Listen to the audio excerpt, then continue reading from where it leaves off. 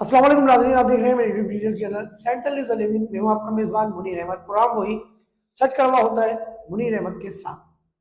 नाज़रीन, आज के प्रोग्राम में तीन मौजू शामिल करेंगे। सबसे पहला मौजू है सिंध को केक की तरह सबसे पहले किसने काटा, यानी सिंध की तकसीम सबसे पहले किसने की। उसके बाद मौजू है हमारा बानी एमकेएम का पाकिस्तानी सियासत पर क्या असरअंदाज होना है या उनके ख्यालात क्या है। तीसरा मौजू है डिस्ट्रिक्ट सेंटर में करप्शन का सिस्टम ऑन हो गया। लियाकताबाद में सहूलतकार, जो पोषण माफिया के सहूलतकार हैं, इस वीडियो में हम उनके नाम भी बताएंगे और उनके किरदार भी बताएंगे। प्रोग्राम का आगाज अल्लाह ताला के बाबरकत नाम से करते हैं और पहले मौजू पर डिस्कस करते हैं बानी एमकेएम। वो कि उनकी पाकिस्तानी सियासत में ज़ाहिर एंट्री नहीं है, उनकी तकरीर पर, उनकी तस्वीर पर जो है वो मौजूद अदलिया के हुक्म पर जो है वो पाबंदी है। लेकिन वो पाकिस्तान में इस वक्त जो सियासत हो रही है, जो 27वीं तरमीम पास हुई या आइंदा का जो सूरत हाल जो वो देख रहे हैं, उस पर वो गहरी नजर रखे हुए हैं। और इस हवाले से ज़ाहिर मीडिया पर उनके ऊपर पाबंदी है, लेकिन वो सोशल मीडिया पर भरपूर जो है वो अपने हमदर्दों से गुफ्तगू कर रहे हैं और उनको बता रहे हैं। और पाकिस्तान की सियासत में इस बात से मुझ समेत कोई इनकार कर ही नहीं सकता कि बानी एमकेएम ने जब से सियासत का आगाज किया है, उन्होंने जो भी बात की है, इसको मैं पेशन गोई कहूँ या मैं पहले से जो है वो आगाह होना कहूँ, कि वो जो बात करते हैं वो सच साबित होती थी।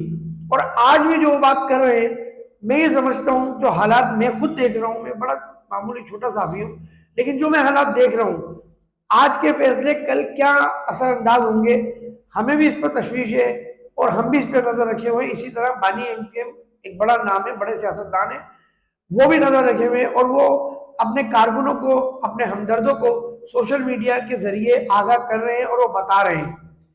अगले मुद्दों की तरफ आते हैं। सिंध को केक की तरह नहीं काटने देंगे। सिंध कोई केक नहीं है जो उसको आसानी से कोई भी काट ले।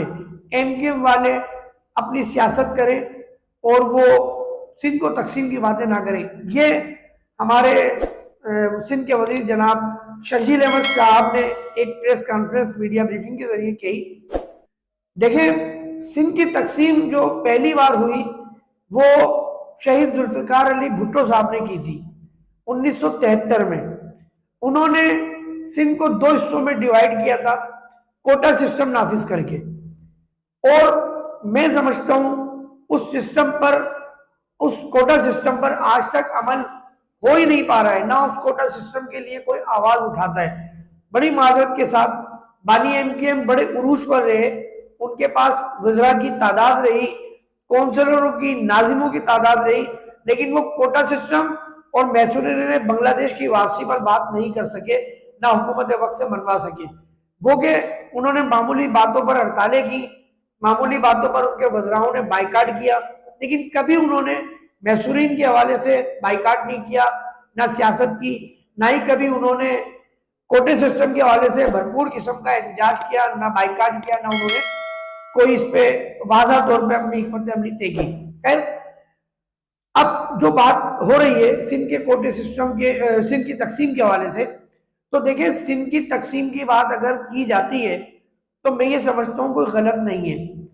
आप मुझे खुद बताएं कि कराची जो रेवेन्यू जनरेट करता है, वो मैं समझता हूँ पाकिस्तान को चलाने में बैकबोन रखता है, उसकी अहमियत बैकबोन की तरह है, रीढ़ की हड्डी की तरह है। तो आप ये समझते हैं, एक आम आदमी, जाहिर सोशल मीडिया का दौर है, एंड्रॉइड मोबाइल का दौर है, हर चीज इंसान की दस्तरस में है, ठीक है ना। एक सेकंड में वो पूरी दुनिया में राब्ते में आ जाता है, एक सेकंड में वो पूरी दुनिया की खबरें ले लेता है। तो पाकिस्तान और सिंध और कराची की खबर लेना उसके लिए आज के दौर में कोई मामूली बात नहीं है। वो जमाना गया जब 8 बजे शेरविन सुना जाता था, 9 बजे खबरनामा देखा जाता था पूरे दिन में इंतजार करने के बाद। तो देखिए, कराची में अगर कराची का पैसा लगता है, मैं कराची को पेरिस बनाने की बात नहीं कर रहा, मैं कराची को दुबई बनाने की बात नहीं कर रहा, मैं कराची को कराची बनने की बात कर रहा हूँ। कराची में कराची का पैसा अगर लगेगा तो कराची कराची बनेगा। इस बात से भी मैं इनकार नहीं करूंगा कि पाकिस्तान पीपल्स पार्टी इस वक्त जो शहरी हुकूमत के तवज्जुह से इस वक्त कराची के उन इलाकों में काम करा रही है जो मुत्तहदा के इलाके थे। ये पाकिस्तान पीपल्स पार्टी का कारकुन बात नहीं समझेगा, ना समझे, मुझसे नाराज होता है हो जाए, लेकिन वो इस बात से इत्तिफाक करे कि पाकिस्तान पीपल्स पार्टी इस वक्त शहरी हुकूमत के जरिए उन इलाकों में काम करा रही है, अपने MP MNA जहां उनके जीते हुए हैं कराची में, उन इलाकों में काम करा रही है जहां पाकिस्तान से MQM जीतती थी। ये वाली MQM की बात नहीं कर रहा मैं बानी MQM की बात कर रहा हूं। वो अपना वोट बैंक पक्का कर रही है, और मैं कहता हूं हमेशा से कि अच्छी बात है, हर सियासी जमात काम कराए, उसका हक है, अपना वोट बैंक पक्का कर रहे हैं, लेकिन आज से पहले कराची में पाकिस्तान पीपल्स पार्टी ने काम क्यों नहीं कराया, ये मेरा सवाल है। खैर, अभी काम हो रहा है, अच्छी बात है, होना चाहिए। टब टाइल लग रहे हैं, लाइनें डल रही हैं, इससे आवाम को फायदा हो रहा है, चाहे वो किसी के मुकाबले में काम कराएं या किसी को नीचा दिखाने के लिए काम कराएं, चाहे वो जमात इस्लामी हो, चाहे वो पीपल्स पार्टी हो, चाहे वो इनके पाकिस्तान हो, लेकिन फायदा उनकी आवाम का ही हो रहा है, तो अच्छी बात है। तो शर्जील मेमन साहब, मैं फिर याद दिला दूं आखिर में, इस टॉपिक के आखिर में, कि सिंध की तकसीम का केक हम नहीं काटना चाहते। सिंध की तकसीम शहीद जुल्फिकार अली भुट्टो ने 1973 में कर दी थी। खैर, अगले मौजूद की तरफ आते हैं।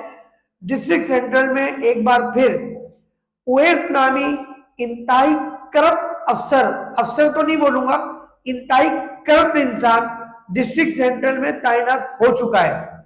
डिस्ट्रिक्ट सेंट्रल में सिस्टम ऑन हो चुका है, जो करप्शन का सिस्टम होता है ना, कि बगैर नक्शे के बनाओ, 4 मंजिला बनाओ, 6 मंजिला बनाओ, वो सिस्टम ऑन हो चुका है। इस सिस्टम को आज से 8 महीने पहले डॉक्टर आसिम की हिदायत पर तोड़ा गया था, और इसके निगरान जो बनाए गए थे वो बनाए गए थे SSP सेंट्रल जिशान शफीक सिद्दीकी साहब और डिप्टी कमिश्नर ताज सलीम साहब। लेकिन ये सिस्टम क्लैप्स हो गया है। नवंबर के शुरू से ये सिस्टम क्लैप्स हो गया है, और अब मुख्तलिफ इलाकों में वही सिस्टम वाले लोग आ गए। लियाकताबाद में लताफत मिर्जा नामी शख्स आया है, जिसने फिरदौस कॉलोनी में, जिसने गोलीमार गुलबाग पीतल गली में पूरे इलाके को कंक्रीट का जंगल बना दिया था। ये वो लताफत मिर्जा है, और इसको लाया किसी की सिफारिश पर है, ये भी मैं बता दूं। इसको लाया गया है जो असिस्टेंट डायरेक्टर है, डिप्टी डायरेक्टर, जिसका नाम है इमरान रिजवी डिप्टी डायरेक्टर है, और ये वो इमरान रिजवी डिप्टी डायरेक्टर है जिसको SIU ने उठाया था, और चंद मिनटों की हिरासत में इसने बहुत बड़ी उल्टी करी थी, और वो उल्टी उसके आने के बाद तक साफ की गई थी। उल्टी से मुराद आप समझ जाए, जो कुछ इसने अपने कारनामे किए थे वो उसने बक दिए थे। वो तस्वीर रिकॉर्ड पर है, लोगों के पास होगी, लेकिन वो तस्वीर है कि जब इमरान रिजवी को SIU से छुड़वाया गया था, तो ये लताफत मिर्जा थे जो इमरान रिजवी को छुड़वा कर लेकर आए थे वासिफ कुरैशी के हाथों। वासिफ कुरैशी ने इनको अरेस्ट किया था करप्शन के इल्जाम में। तो अब उसने, इमरान रिजवी ने दोस्ती का हक अदा करते हुए लताफत मिर्जा को लियाकताबाद नंबर 5 से 10 तक का चार्ज दे दिया गया है। मेरी इनसे बात हुई, मैंने इनको क्लियर कहा कि लताफत साहब, मैं खुद लियाकताबाद का रहायशी हूं, मैं लियाकताबाद में पोर्शन नहीं बनने दूंगा, चाहे कुछ भी हो जाए। और मैं बोल चुका हूं अपनी कई बार वीडियो में कि मैं लियाकताबाद में बगैर नक्शे के तामीरात नहीं होने दूंगा। जो बगैर नक्शे की तामीरात होगी, मैं उसकी कंप्लेनें मुख्तलिफ जगहों पे लगाऊंगा, और उसकी मैं फाइल गंदी करवाऊंगा उसके प्लाट की। चाहे तामीरात रुके ना रुके, मेरा उससे कोई गर्ज नहीं है, लेकिन मैं उसकी इतनी कंप्लेनें लगाऊंगा और आखिर में कोर्ट में जाके खड़ा हो जाऊंगा। मैं उस प्लाट की ऐसी तैसी कर दूंगा जो बगैर नक्शे के बनेगा और जो पोर्शन बनाएगा। मैंने कई बार कहा, आमिर भी आई था, उसको भी मैंने कहा, फैजान धल्ले वाला ग्राउंड फ्लोर फिनिश कर रहा है, उसका प्लाट नंबर और उसकी प्लाट की वीडियो चल जाएगी, वीडियो पे आप देख रहे होंगे। मैंने उसको कई बार कहा कि इसको ग्राउंड पे तोड़ दो, ग्राउंड फिनिश करेगा, इसको ऑक्युपाइड करेगा, उसके बाद फर्स्ट फ्लोर तामीर करेगा। आमिर नहीं रुकवा सका, उसका ट्रांसफर हो गया 2-3 दिन पहले। अब ये लताफत मिर्जा आ गया है। मेरी इत्तलात के मुताबिक 2 दिन में पूरी बिल्डिंगों की तस्वीर खींची जा रही है, जो पिछले दौर में बन चुकी है उनकी भी तस्वीर खींची जा रही है, उनको ब्लैकमेल करने के लिए। और जो नई कंस्ट्रक्शन है वो तो हो ही नहीं रही है। मैं समझता हूँ 2-3 कंस्ट्रक्शन है जो लियाकताबाद 5, 6, 7, 8, 9, 10 नंबर में हो रही है। और एक नाम आया है, बड़ा नाम है, और सिस्टम के बैकबोन से मुंसलिक वो नाम है, उसका नाम है कामरान मिर्जा। कामरान मिर्जा को भी लताफत ने ऑन किया है। मैं पोर्शन बनाता था, मैं बोल रहा हूं, बैठ के बोल रहा हूं ऑन द कैमरा, मैंने 4 से ऊपर नहीं बनाया। मैं कर्जे में आ गया, 1.5 से 2 करोड़ के कर्जे में आ गया, लेकिन मैंने कंप्रोमाइज नहीं किया। मुझसे बहुत लोगों ने कहा कि आप 5 टटा फ्लोर डालो, मैंने कहा मैं नहीं डालूंगा, मैं गलत काम नहीं करूंगा। और मैंने ग्राउंड प्लस 2 के नक्शे पास करा के काम कराया अल्हम्दुलिल्लाह। लेकिन अब जो ये सिस्टम ऑन हो रहा है, चाहे वो कामरान मिर्जा हो, चाहे वो उमेर मिरंडा हो, चाहे वो रेहान हो, चाहे वो लताफत मिर्जा, कोई भी हो XYZ, मैं काम नहीं करने दूंगा।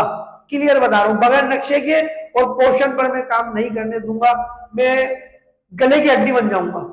अगले मौजू की तरफ आते हैं, जिसका मैंने जिक्र नहीं किया था, लेकिन बड़ा अहम मौजू है, और वो मौजू है कराची में जितने पोर्शन तामीर हुए हैं गैर कानूनी, इनके ऊपर जितने यूटिलिटी बिल मीटर लगे हैं वो सब गैर कानूनी है। इसकी तफसील मैं अगली वीडियो में बताऊंगा। अभी मैं सिर्फ आपको टाइटल बता रहा हूं। मेरे पास वो सबूत आ गए हैं कि लियाकताबाद में जितने कनेक्शन लगे हैं के इलेक्ट्रिक के, सब 2 नंबर नक्शा पास करा के लगे हैं। हबीब चेम्बर से उनकी ड्राइंगें बनवाई गई हैं, 6-6 मंजिला, 5-5 मंजिला। कवरिंग लेटर बनाए गए हैं उनके, 6-6 मंजिला, 5-5 मंजिला। आर्किटेक्चर इंजीनियरों की स्टैंपें लगाई गई हैं गैर कानूनी, गैर तरीके से। उसके भी आप पे एक इलेक्ट्रिक के मीटर लगे हैं। मैं उन मीटरों के लिए कुछ नहीं कह रहा, आइंदा ऐसा नहीं हो, मैं इसलिए वो वीडियो बनाऊंगा। लेकिन वो वीडियो अगले मेरे जो है सच कड़वा होता है में देखिएगा। अपना बहुत ख्याल रखिएगा, दुआ कीजिएगा पाकिस्तान ताकि क़यामत सलामत रहे। पाकिस्तान के तमाम इदारों के, हसास इदारों के अफसरान, जवान, उनके सिपाही, उन सबको, हम सबको अल्लाह अपनी अमान में रखे। कैमरामैन अनस अब्बासी के साथ मुनीर अहमद को इजाजत दीजिए। अस्सलाम वालेकुम रहमतुल्लाहि व बरकातुहू। आखिर में वही मैसेज, मेरे इस चैनल को सब्सक्राइब करें, लाइक करें। वीडियो अगर आपको पसंद आती है तो दोस्तों के सोशल मीडिया लिंक पर जरूर शेयर किया करें, और कमेंट्स के जरिए मुझे अपने अंदर जो मेरी कमी है, जो मेरे सहाफत के अंदर जो आप देखना चाहते हैं, मेरे प्रोग्राम में जो देखना चाहते हैं, उस पर मुझे जरूर कमेंट्स किया करें। एक बार फिर अस्सलाम वालेकुम रहमतुल्लाह।